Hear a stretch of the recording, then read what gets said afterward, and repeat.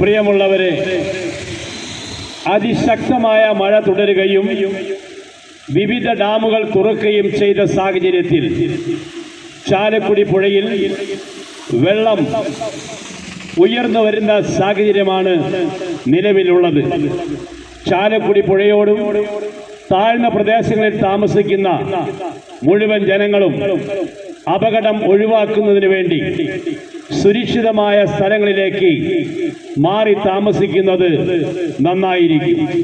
നഗരസഭയുടെ വിവിധ സ്ഥലങ്ങളിൽ ഇപ്പോൾ പ്രവർത്തനം ആരംഭിച്ചിട്ടുള്ള ദുരിതാശ്വാസ ക്യാമ്പിലേക്ക് മാറാവുന്നതാണ്.